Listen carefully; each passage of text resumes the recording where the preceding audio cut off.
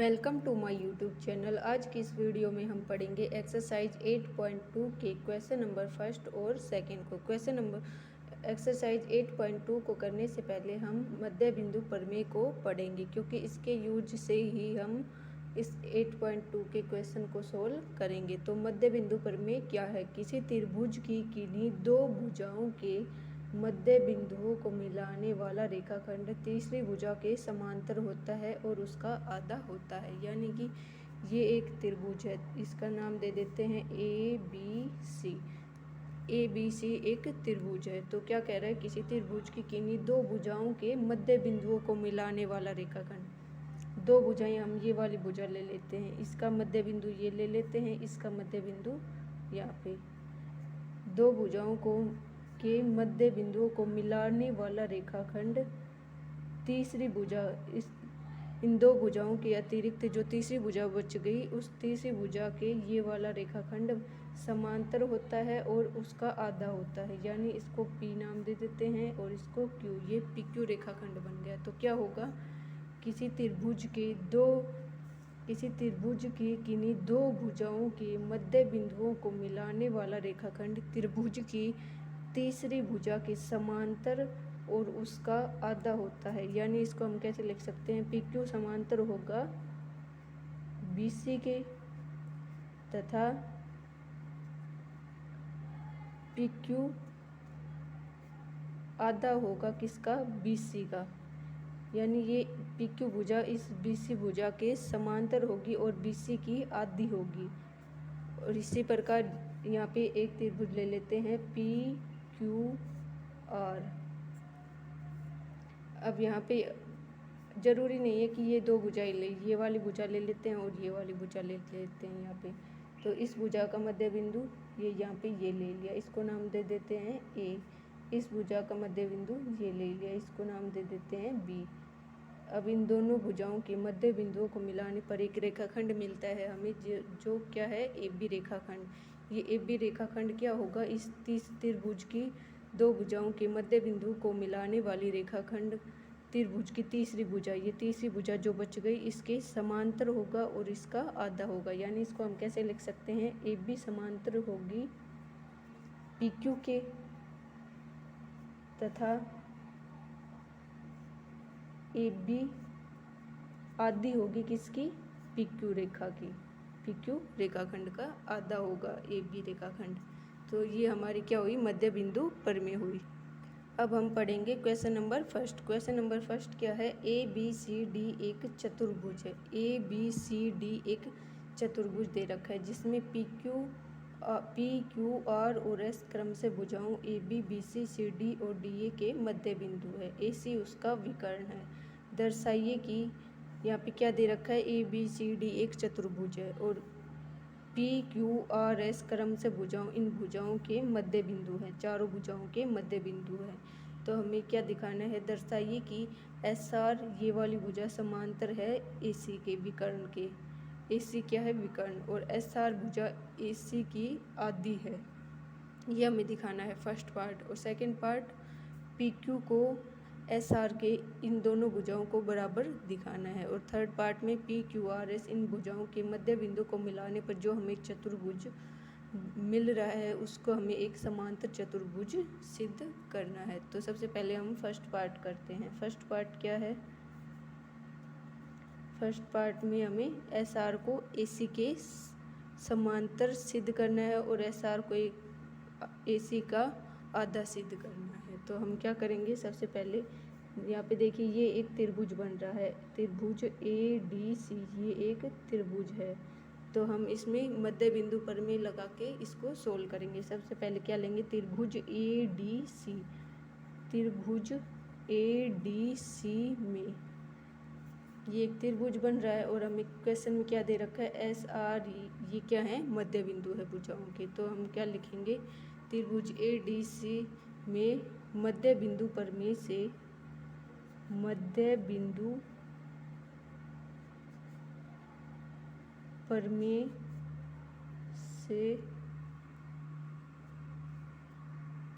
क्या लिख देंगे? एस आर किसके समांतर हो जाएगी?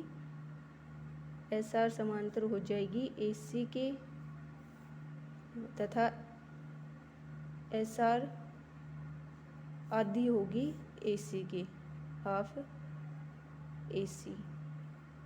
तो ये मध्य बिंदु क्या है कि किसी त्रिभुज के दो भुजाओं के मध्य बिंदु को मिलाने पर जो रेखाखंड प्राप्त होता है वो त्रिभुज की तीसरी भुजा के समांतर होता है और उसका आधा होता है। तो यहाँ पे हमने ये लिख दिया, तो इसको समीकरण 1 नाम दे देंगे। अब इसको समीकरण 1 नाम दे दिया। हमें यहाँ पे क्या सिद्ध करना था, यही सिद्ध करना था, क्योंकि चूंकि मध्य बिंदु पर में क्या है, पीछे हमने पढ़ा था ना कि त्रिभुज की दो भुजाओं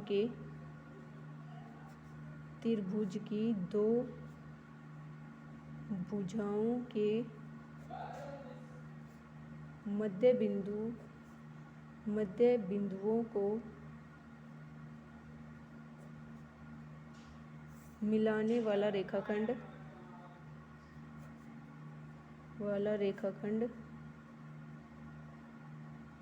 त्रिभुज की तीसरी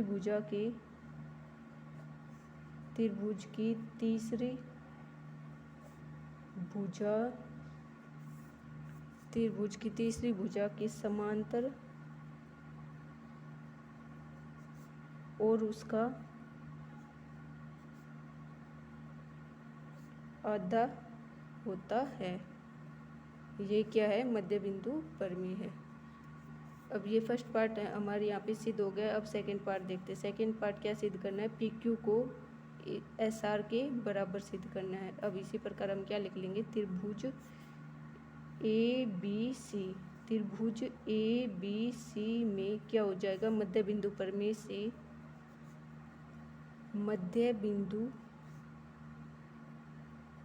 में से क्या हो जाएगा, पी क्यू किसके इस त्रिभुज में ये मध्य बिंदु भुजाओं के मध्य बिंदु है क्रम से, इनको मिलाने पर एक रेखाखंड मिल रहा है। तो ये क्या होगा, इसके समांतर होगा और इसका आधा होगा। तो हम क्या लिख देंगे, पी क्यू समांतर है ए सी तथा पी क्यू बराबर 1/2 ए सी। इसको समीकरण 2 नाम दे देंगे। अब हम क्या लिखेंगे, यहाँ पे देखिए समीकरण 1 और समीकरण 2 में राइट हैंड साइड दोनों की इक्वल है। तो हम क्या लिख देंगे, यहाँ पे भी ए सी के समांतर है और यहाँ पे भी पी क्यू ए सी के समांतर है। तो हम क्या लिख देंगे, समीकरण 1 व 2 से यहाँ पे देखिए एस आर समांतर है ए सी के और यहाँ पे पी क्यू समांतर है ए सी के। इसका मतलब ये दोनों भुजाएं भी आपस में क्या हो जाएंगी, समांतर हो जाएंगी। तो हम क्या लिख देंगे, एस आर समांतर है पी क्यू के तथा अब यहाँ पे देखिए एस आर किसके बराबर है, 1/2 ए सी के और यहाँ पे पी क्यू बराबर है 1/2 ए सी के। दोनों की राइट हैंड इक्वल है। तो हम क्या यहाँ पे क्या हो जाएगा, एस आर पी क्यू के भी इक्वल हो जाएगा। तो क्या लिख देंगे, एस आर बराबर पी क्यू। यहाँ पे हमें क्या सिद्ध करना था, इसको कैसे लिख सकते हैं, पी क्यू बराबर एस आर। सेकेंड पार्ट में हमें यही सिद्ध करना था। तो अब हम देखते हैं थर्ड पार्ट क्या दे रखा है, पी क्यू आर एस एक समांतर चतुर्भुज है। हमें ये एक चतुर्भुज बन रहा है, इसको एक समांतर चतुर्भुज सिद्ध करना है। तो हम क्या करेंगे, समांतर चतुर्भुज के लिए सबसे पहले इसको हम क्या नाम दे देंगे, समीकरण 3 से। चूंकि समीकरण 3 से पी क्यू बराबर एस आर है और हम जानते हैं कि यदि किसी चतुर्भुज में दो भुजाओं का एक युग्म अगर बराबर है और समांतर हैं, एस आर समांतर है पी क्यू तथा एस आर समांतर है पी क्यू। यदि किसी चतुर्भुज में भुजाओं का एक युग्म समांतर और बराबर है तो वो क्या होगा, एक समांतर चतुर्भुज होगा। तो हम क्या लिख देंगे, यहाँ पे समीकरण 3 से पी क्यू इसके एस आर के बराबर भी है और पी क्यू और एस आर दोनों समांतर भी है। तो हम क्या लिख देंगे, पी क्यू आर एस एक समांतर चतुर्भुज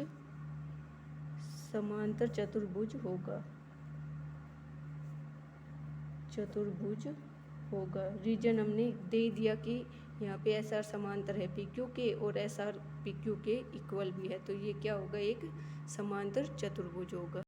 क्वेश्चन नंबर सेकंड क्या है, ए बी सी डी एक समचतुर्भुज है और पी क्यू आर और एस क्रम से भुजाओं A B B C D और डी ए के मध्य बिंदु है। दर्शाइए कि चतुर्भुज पी क्यू आर एस एक आयत है। हमें क्या दे रखा है कि ये एक समचतुर्भुज है, ए बी सी डी एक समचतुर्भुज है और पी क्यू आर एस इन भुजाओं के क्रम से मध्य बिंदु दे रखे हैं।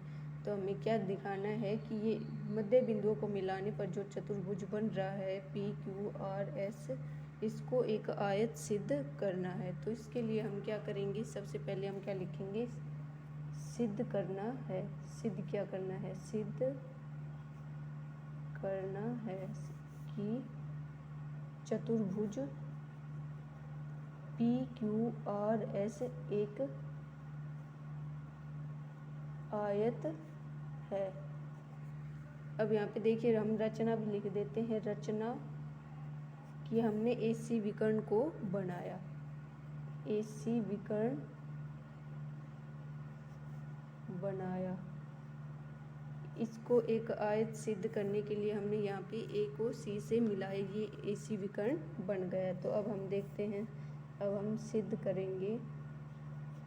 सिद्ध करने के लिए, इसको एक आयत सिद्ध करने के लिए सबसे पहले हम क्या करेंगे, इसको एक समांतर चतुर्भुज सिद्ध करेंगे। क्योंकि आयत में समांतर चतुर्भुज के सारे गुण विद्यमान होते हैं। तो आयत में एक और कौन सा गुण विद्यमान होता है कि इसका प्रत्येक कोण 90 डिग्री का होता है। तो हम इसको पहले तो एक समांतर चतुर्भुज सिद्ध करेंगे, फिर एक कोई भी एक कोण को 90 डिग्री का सिद्ध करेंगे। तो सबसे पहले हम क्या देखेंगे, समांतर सिद्ध करने के लिए हम मध्य बिंदु प्रमेय से इन भुजाओं को बराबर और समांतर सिद्ध करेंगे। यहाँ पे देखिए विकर्ण एसी के दोनों ऊपर और नीचे दोनों तरफ दो त्रिभुज बन रहे हैं। तो यहाँ पे मध्य बिंदु प्रमेय का यूज करके हम करेंगे। तो सबसे पहले नीचे वाला त्रिभुज ले लेते हैं। त्रिभुज ए बी सी में क्या क्या दे रखा है, पी और क्यू में पी और क्यू क्रमशः भुजाओं ए बी और बी सी के मध्य बिंदु है, ये हमें दे रखा है। पी और क्यू क्रमशः भुजाओं ए बी और बी सी के मध्य बिंदु हैं। अतः मध्य बिंदु प्रमेय से मध्य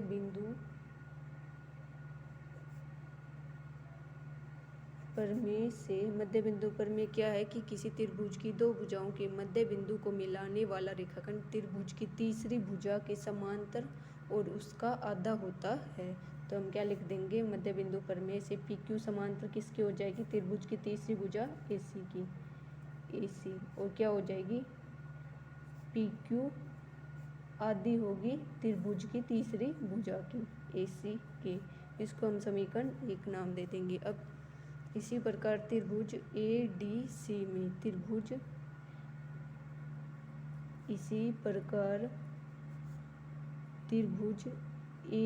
सी में मध्य बिंदु प्रमेय से क्या लिख देंगे, मध्य बिंदु प्रमेय से क्या हो जाएगा, एस आर समांतर हो जाएगी एसी के, एस आर समांतर एसी और एस आर आदि होगी एसी के। इसको समीकरण 2 नाम दे देंगे। अब यहाँ पे देखिए समीकरण 1 और 2 से पी क्यू समांतर है एसी के और यहाँ पे एस आर समांतर है एसी के, यानी पी क्यू इसके समांतर है और एस आर भी एसी के समांतर है। तो ये दोनों भी आपस में क्या हो जाएंगी, समांतर हो जाएंगी। तो क्या लिख देंगे, पी क्यू समांतर एस आर हो जाएंगी। और यहाँ पे देखिए पी क्यू आदि है एसी की और यहाँ पे भी एस आर आदि है एसी की, यानी कि राइट हैंड साइड दोनों की इक्वल है। तो ये दोनों भी क्या हो जाएंगी, इक्वल हो जाएंगी। तो क्या लिख देंगे, तथा